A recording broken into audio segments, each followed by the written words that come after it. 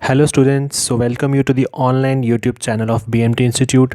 तो स्टूडेंट्स, आज के अपने इस लेक्चर में हम डिस्कस करेंगे जेई मेंस के 2019 से 2020 के बीच में आए हुए फिज़िक्स के कुछ न्यूमेरिकल्स। तो स्टूडेंट्स, ये जो हमारे क्वेश्चंस होंगे ये हमारे mechanical properties of fluids chapter से रहेंगे।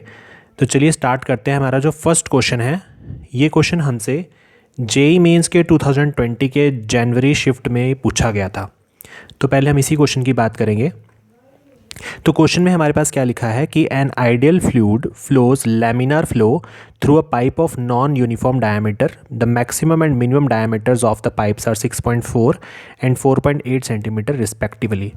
तो सबसे पहले स्टूडेंट्स, हमें ये पता होना चाहिए कि लैमिनार फ्लो बेसिकली होता क्या है। तो लैमिनार फ्लो क्या होता है कि जैसे मान लो कोई भी एक फ्लूइड है, तो उस फ्लूइड के अंदर जब भी हम एक पार्टिकल की बात करें, जैसे मान लीजिए एक पाइप और पाइप में से फ्लूइड फ्लो कर रहा है, तो स्टूडेंट्स अगर यहाँ से फ्लूइड फ्लो करेगा, तो अगर इस फ्लूइड में से हम बात करें किसी एक पार्टिकल की, ठीक है, जैसे मान लो ये फ्लूइड फ्लो कर रहा है और हम यहाँ से किसी एक पार्टिकल की यानी किसी एक पॉइंट को कंसीडर कर ले। मान लो ये एक ए और बी पॉइंट मैंने यहाँ पे मान लिया, ये ए पॉइंट है, ये बी पॉइंट है। तो ए और बी पॉइंट का मतलब है कि जैसे मान लो पीछे से फ्लूइड आ रहा है, तो फ्लूइड जब ए पॉइंट पे पहुँचेगा तो ए पॉइंट पर पहुंचने पर जो उस फ्लूइड की वेलोसिटी होगी, जैसे मान लो यहाँ वी वेक्टर वेलोसिटी है, तो वही सेम वेलोसिटी उसकी बी पॉइंट पर पहुंचने पर भी रहेगी। यानी कि एक ही पॉइंट पर जब फ्लूइड के जो पार्टिकल उनकी वेलोसिटी सेम रहती है, ठीक है, तो उसे हम कहते हैं लैमिनार फ्लो। ए पॉइंट पर भी वी वेलोसिटी रहेगी, बी पॉइंट पर भी वी वेक्टर वेलोसिटी रहेगी, तो यानी कि velocity should be constant, so that is called your laminar flow. अब उसने बोला है कि जो हमारे पास आइडियल फ्लूइड है ना, तो वो एक pipe of non uniform diameter से फ्लो कर रहा है। नॉन यूनिफॉर्म डायमीटर का मतलब हम कह सकते हैं कि एक पाइप जो है वो कुछ इस तरीके से होगा, ये पाइप हमारा कुछ इस तरीके से होगा। तो स्टूडेंट्स, इसमें क्या होगा कि जो एक आगे उसने लिखा है कि जो मैक्सिमम और मिनिमम डायमीटर है पाइप के वो 6.4 और 4.8 है। तो देखो, एक डायमीटर मैक्सिमम होगा, यानी कि जो ये वाला डायमीटर होगा इस केस में वो होगा आपके पास 6.4 सेंटीमीटर, और जो यहाँ वाला डायमीटर होगा वो कितना हो जाएगा 4.8 सेंटीमीटर। ठीक है, तो ये दो डायमीटर्स हमारे पास क्वेश्चन में दे रखे हैं। उसके बाद उसने पूछा कि ratio of the minimum and maximum velocities हमें यहाँ पे निकालना है। तो हमें एक बात पता है कि जब भी इस केस में हमारे पास जो फ्लूइड है वो फ्लो करता है, और अगर वो फ्लूइड लैमिनार फ्लो है, अगर उस फ्लूइड का लैमिनार फ्लो है और नॉन यूनिफॉर्म डायमीटर होगा, तो उस केस में हम कहीं ना कहीं इक्वेशन ऑफ कॉन्टिन्यूटी की बात कर सकते हैं। तो वी नो दैट की इक्वेशन ऑफ कॉन्टिन्यूटी हमारे पास क्या होती है, this is your A1V1 is equals to A2V2, ये हम कह सकते हैं। तो अगर हम इस वाले, मान लो ये आपके पास ए पोर्शन है और ये आपके पास बी पोर्शन है, तो ए और बी पोर्शन में हम देख पा रहे हैं कि जो ए वाला है उसका डायमीटर ज़्यादा होगा यहाँ से, बी वाले का डायमीटर कम होगा, है ना। तो जो ए वाले साइड की जो ए वाले का अगर डायमीटर ज़्यादा है तो मतलब इसका एरिया भी ज़्यादा होगा।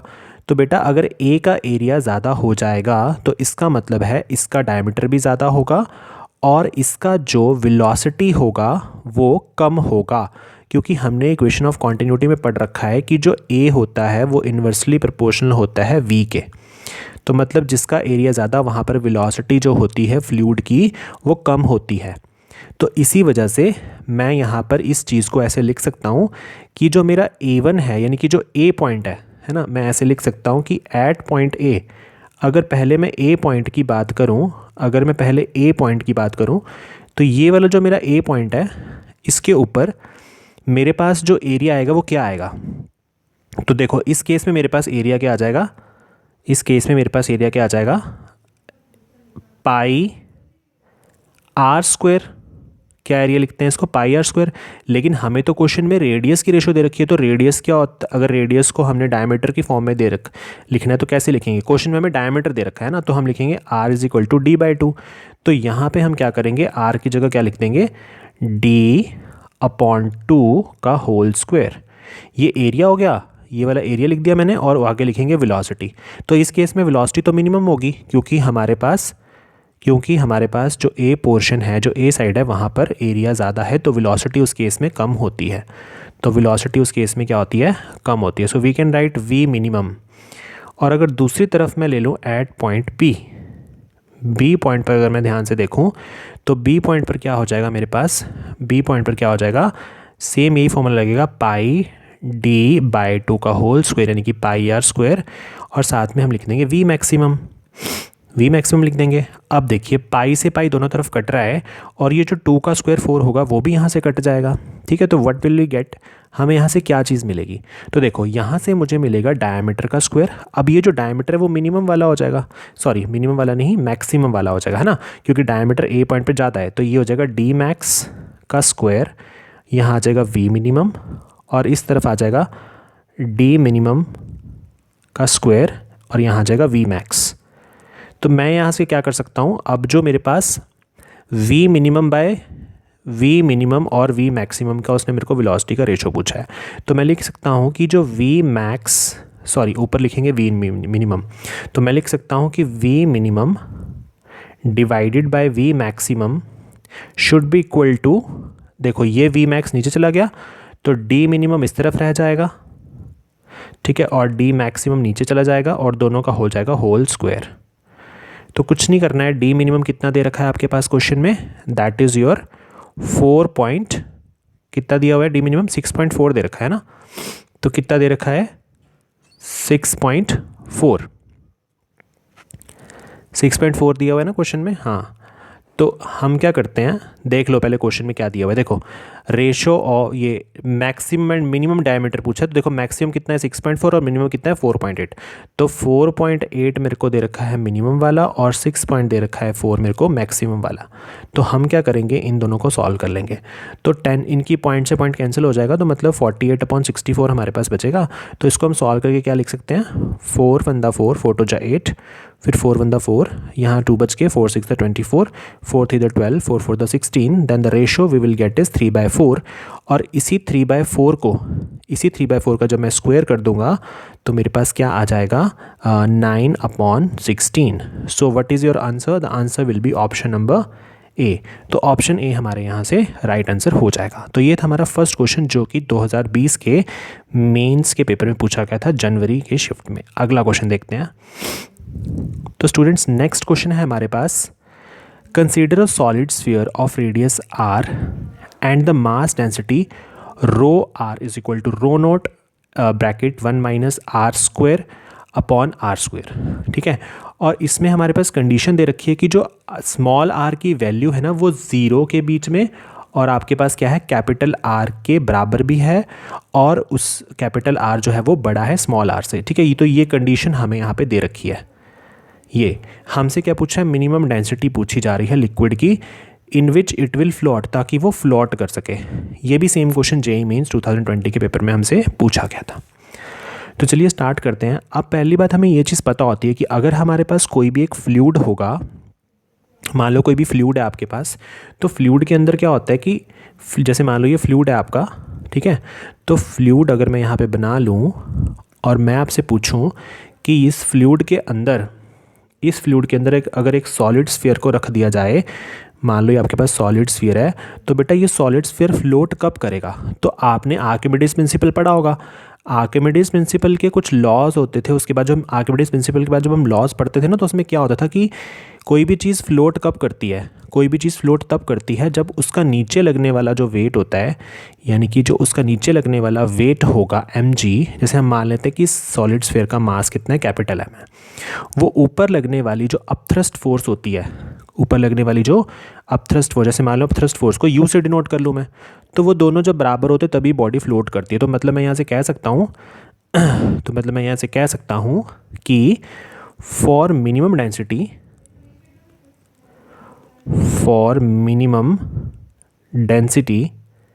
तो मिनिमम डेंसिटी के लिए हम ये चीज़ कह सकते हैं कि जो सॉलिड स्फीयर होगा, जो हमारा सॉलिड स्फीयर होगा, उसे क्या करना पड़ेगा, हैज़ टू फ्लोट, उसे तैरना पड़ेगा भाई। क्या करना पड़ेगा? उसे तैरना पड़ेगा, हैज़ टू फ्लोट। तो इसी वजह से मैं कह सकता हूँ कि कंडीशन लगा सकता हूँ कि जो वेट होगा, weight of solid sphere should be equal to upthrust, वो अपथ्रस्ट के बराबर होना चाहिए। तो अपथ्रस्ट को मैं और क्या लिख सकता हूँ, वेट ऑफ फ्लूइड डिस्प्लेस्ड, अब ये चीज़ तो हमने पढ़ी हुई है, आर्किमिडीज प्रिंसिपल में यही तो बताते थे ना भाई कि जो अपथ्रस्ट होती है वो किसके बराबर होती है, weight of the fluid displace के बराबर। दोनों चीज़ें सेम ही हैं, इन दोनों में कोई डिफरेंस नहीं होता है, दोनों सेम चीज़ें होती हैं। तो ज़रा जो ये वाला वेट हमने यहाँ लिखा है, अगर मैं इस वेट को ध्यान से देखना, अगर मैं इस वेट ऑफ सॉलिड स्फीयर को यहाँ से लिख लूँ m इंटू जी, क्या लिख लूँ m इंटू जी, जिसमें m जो है वो उसका मास है, किसका मास है, सॉलिड स्फीयर का मास है, जो हमने कैपिटल है माना है। अब आप एक चीज़ सुनिए कि जो यहाँ लिखा है अपथ्रस्ट या फिर वेट ऑफ फ्लूइड डिस्प्लेस्ड, हमें इसको भी लिखना पड़ेगा। तो वेट क्या होता है इस केस में, इस केस में मान लो mg हो गया है ना, इस केस में क्या हो गया mg। तो बेटा ये जो स्मॉल m है ना, ये फ्लूइड का मास हम मान सकते हैं फिलहाल के, लेकिन आपको पता है कि जो ये स्मॉल m है, अगर मुझे स्मॉल m की जगह इसको डेंसिटी और वॉल्यूम की टर्म्स में लिखना है तो मैं लिख सकता हूँ v इंटू रो। तो बेटा ये जो v होगा ये तो स्फीयर का ही वॉल्यूम होगी ना, ये किसकी वॉल्यूम होगी, ये तो स्फीयर की वॉल्यूम होगी। तो v हो जाएगा वी स्फीयर इंटू रो किसकी डेंसिटी होगी बेटा, लिक्विड की डेंसिटी, तो मैं L लिख रहा हूँ साथ में, और इंटू क्या हो जाएगा साथ में आपका G हो जाएगा, ठीक है ना। तो यहाँ से हमने मास को लिख दिया वॉल्यूम इंटू डेंसिटी, अब हम क्या करेंगे कि इस क्वेश्चन के अकॉर्डिंग अगर ध्यान से देखें तो जो रो आपके पास दे रखा ना, जो डेंसिटी की वैल्यू है वो चेंज हो रही है, अभी क्या हो रही है, डेंसिटी की वैल्यू चेंज हो रही है। तो हमें इसको कैसे सॉल्व करना है अब ये देखेंगे। तो उसके लिए क्या करना पड़ेगा, सबसे पहले आपने एक चीज़ याद रखनी है कि अगर ये जो स्फेरिकल बॉडी है, इस स्फेरिकल बॉडी को अगर मैं ये बोलूँ कि ये जो स्फेरिकल बॉडी है इसकी डेंसिटी चेंज हो रही है, क्योंकि इसकी डेंसिटी आपको rho r equal to rho naught 1 minus r square by r square दे रखा है, जिसकी वैल्यू बदल रही है क्वेश्चन में। तो आप क्या करना, ये जो सॉलिड स्फीयर होता है ना, इस सॉलिड स्फीयर का जो सेंटर पॉइंट होगा उससे आपने क्या करना है, एक छोटी सी स्ट्रिप कट कर लेनी है। स्ट्रिप मतलब छोटा सा, हमने यहाँ पे एक आर डिस्टेंस के ऊपर, स्मॉल आर डिस्टेंस पर एक छोटा सा स्मॉल एलिमेंट कट कर लेना है। तो मान लो ये वो स्मॉल एलिमेंट है आपका, मान लो ये क्या है आपका स्मॉल एलिमेंट है। तो बेटा ये जो स्मॉल एलिमेंट आपने कट किया है ना, इसका सेंटर से दूरी कितनी है आर, और मान लो कि यहाँ सेंटर से लेकर बाहर तक पूरे स्फीयर का जो रेडियस है वो है कैपिटल आर, ठीक है। अब क्या करना है, आप इसको कैसे निकालते हो, जब भी हम एक स्मॉल एलिमेंट फिजिक्स में कट करते हैं ना, तो उसको हम क्या करते हैं, उसको सबसे पहले हम इंटीग्रेशन से सॉल्व करते हैं। पहले हम डिफरेंशिएशन की फॉर्म में लिख लेते हैं ना उसको dr, फिर उसको इंटीग्रेशन से सॉल्व करते हैं। तो इसका मतलब क्या है कि इस क्वेश्चन में जो मेरे पास मास है, जो मैंने मास लिखा है, उस मास को अगर मैं, यानी कि इस वाले मास को अगर मैं डेंसिटी के टर्म्स में लिखना चाहूँ तो मैं क्या कहूँगा, डेंसिटी के टर्म्स में मैं कहूँगा जी डेंसिटी इंटू वॉल्यूम और साथ में g, ठीक है ना। लेकिन ये जो डेंसिटी है ना ये तो बदल रही है, तो मुझे इसको फिर बदलती हुई फॉर्म में लिखने के लिए स्मॉल एलिमेंट कट करना पड़ेगा। तो इसीलिए इस डेंसिटी को लिखने का तरीका क्या होगा और इस वॉल्यूम को लिखने का क्या तरीका होगा, क्योंकि वॉल्यूम भी बदलेगी, तो वो हम यहाँ से देखेंगे। क्लियर है इतनी बात। तो देखिए अब हम क्या करेंगे इसमें कि हम यहाँ पे लेंगे इंटीग्रेशन। तो देखो हम क्या करेंगे, हम लेंगे integration from 0 to capital R, क्योंकि आपको पता है कि आपने इस स्फेरिकल बॉडी के सेंटर ओ पॉइंट से कैपिटल आर जो रेडियस है उसको पूरे को कवर करना है ना, क्योंकि इसके अंदर कितने सारे छोटे छोटे एलिमेंट्स से मिलकर ये बना हुआ है, तो सबको लेके चलना है। तो 0 से आर ले लेंगे और डेंसिटी कितनी है, रो आर, ये डेंसिटी आपको क्वेश्चन में दे रखी है, यहाँ पे आप देख पा रहे होंगे दी हुई है। और साथ में हम क्या करेंगे, हम लिखेंगे वॉल्यूम। तो बेटा वॉल्यूम क्या होता है, अब देखना ध्यान से सुनना मेरी बात को, ये जो स्मॉल एलिमेंट यहाँ पे लिया हुआ है ना, जो ये कट किया हुआ है आपने, इस स्मॉल एलिमेंट को अगर मैं खोल दूँ, ओपन कर दूँ, तो ये कुछ इस तरीके का हो जाएगा, है ना। तो अब मुझे बताइए इस पूरे एलिमेंट की लंबाई कितनी है ना। इस पूरे एलिमेंट की लंबाई जो होगी वो, जैसे मान लो एक सेकेंड, यहाँ पे आ जाएगा हमारा जी, है ना, ये जी हट गया था यहाँ से, ठीक है ना, मेरी बात समझ रहे हैं ना आप। तो मैं अगर इस एलिमेंट को ओपन करके लिख दूं बेटा, तो मुझे बताओ कि इस एलिमेंट की जो विड्थ है, लेंथ नहीं बोलूँगा, जो विड्थ है वो डी आर है। अभी तो हमने माना यहाँ पे ये इसको क्या माना था, ये स्मॉल एलिमेंट डी आर है ना। तो इसकी विड्थ तो डी आर है, और इसका ये वाला जो एरिया हो जाएगा ना वो क्या होता है, 4 पाई आर स्क्वायर एरिया होता है इसका। तो एरिया इंटू हाइट या फिर एरिया इंटू लेंथ क्या होता है, वॉल्यूम होता है। क्या होता है, वॉल्यूम। तो क्या मैं यहाँ पर इसकी जो वॉल्यूम है उसकी जगह लिख सकता हूँ 4πr², यानी कि इसका एरिया, और एरिया के साथ जो ये dr इसकी लेंथ है वो, तो इंटू dr। ठीक है, तो ये हमने लिख लिया। अब मैं इसको यहाँ से हटा रहा हूँ। ठीक है, क्लियर है इतनी बात। अब इस तरफ तो मैंने चीज़ें सारी क्लियरली लिख ली हैं। दूसरी तरफ मेरे पास क्या आएगा, वॉल्यूम ऑफ स्फीयर क्या होता है बेटा, 4/3πr³। मुझे कैपिटल R लेना पड़ेगा क्योंकि स्फीयर का रेडियस कैपिटल R है। और इंटू क्या हो जाएगा, साथ में आपके पास क्या चीज़ बचेगी यहाँ पे, इंटू हो जाएगा आपके पास ρl और एक हो जाएगा g। अब उस तरफ भी तो g है एक, तो g से g तो कट ही जाएगा, दोनों तरफ वाला g कट जाएगा। अब आगे हम नेक्स्ट पेज पे करते हैं कि इसके आगे कैलकुलेशन हम कैसे करेंगे। पर उससे पहले अगर मैं यहाँ पे आपसे कहूँ कि ये जो ρr है इसकी वैल्यू तो क्वेश्चन में दी हुई है, क्या दे रखी है, ρ0 into 1 - r² upon capital R²। ठीक है, और साथ में क्या आ जाएगा 4πr² dr। ठीक है, और इस तरफ क्या आ जाएगा 4/3π और साथ में क्या आ जाएगा r³ ρl इंटू g। ठीक है, तो यहाँ तक हमने इस चीज़ को सॉल्व कर लिया है। ठीक है ना, g तो चलो हमने काट ही दिया, g को लिखने की ज़रूरत यहाँ से नहीं होगी। चलिए आगे इसको सॉल्व करते हैं फिर नेक्स्ट पेज से। मैं इस क्वेश्चन को यहाँ से हटा देता हूँ, फिर हम इस पेज पे इसकी कैलकुलेशन करते हैं। ठीक है, अब देखो, अब जो पीछे हमने जितनी भी चीज़ें यहाँ पे लिखी हैं इसमें से मैं क्या कर सकता हूँ कि ये जो 4π, ये वाला 4π जो आपको दिख रहा है ये, और साथ में जो ρ0 है ये इसको कांस्टेंट मानकर बाहर ले लेते हैं। ठीक है, तो क्या क्या बचेगा, देखो 4π0 ρ0 तो बाहर चला गया, अंदर क्या बचा 0 से लेके r तक 1 - r² अपॉन r², और साथ में बाहर एक बचेगा आपके पास r² dr। देखो पीछे ये चीज़ें बची हैं। ठीक है ना, मैंने इस r² को यहाँ लिख दिया। ठीक है ना, तो देखो क्या हो जाएगा, इस तरफ क्या बचेगा 4π/3 r³ ρl। तो बेटा ये जो r² है वो अंदर मल्टीप्लाई हो जाएगा, तो क्या बचेगा 4π0, अंदर आपके पास क्या बचेगा, इंटीग्रेशन 0 से r, r² - r⁴ divided by r²। ये बच गया, मल्टीप्लाई हो जाएगा अंदर, साथ में dr आ जाएगा, और साथ में 4π/3 r³ ρl आ जाएगा। ठीक है, अब हम इसकी इंटीग्रेशन करते हैं। r² की इस r² की इंटीग्रेशन क्या होगी, तो आप बोलेंगे सर r³ अपॉन 3, तो r³ अपॉन 3 इसकी इंटीग्रेशन होगी माइनस r⁴, और इसकी इंटीग्रेशन क्या होगी r⁴ की, तो आप बोलेंगे sir r⁴ upon r⁵ upon 5, है ना। ठीक है, और ये जो r² आपका कैपिटल में, इसको बाहर ले लेते हैं फ़िलहाल के लिए ऐसे, और मैं इनको लिमिट लगा दूँ अगर 0 से लेकर r तक, तो क्या बचेगा देखो, तो यहाँ आ जाएगा r³ upon 3 minus r⁵ upon 5, ये वाला r² रह जाएगा आपका बाहर, यहाँ आ जाएगा 4π ρ0। क्लियर है इतनी बात, ठीक है, क्लियर है इतनी बात।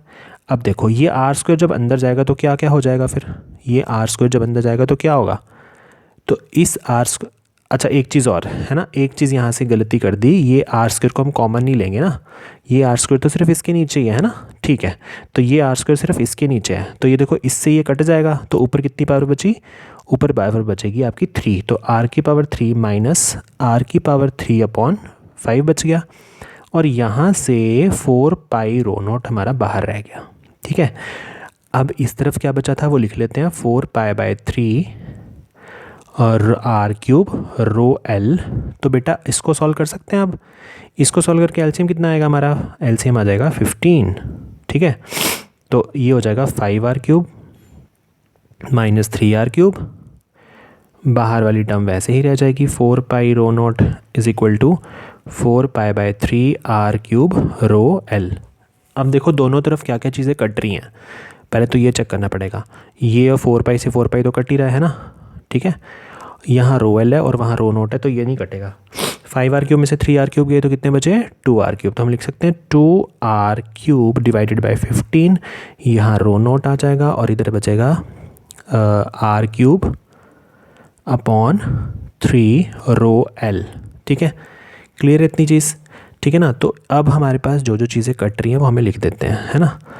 तो हमारे पास अब क्या क्या चीज़ें कट हो रही हैं वो देखना पड़ेगा। देखो 3 1 जा 3, 3 5 जा 15 हो जाएंगे, ये भी कट जाएगा, है ना। तो हमारे पास बचेगा 2/5 रो नॉट साथ में आर क्यूब, ठीक है, is equal to 3 times of rho L, ठीक है, 3 times of rho L, sorry 3 times नहीं, यहाँ पे आर क्यूब है ना, आर क्यूब है, सॉरी, यहाँ पे आ जाएगा आर क्यूब रो एल आ जाएगा।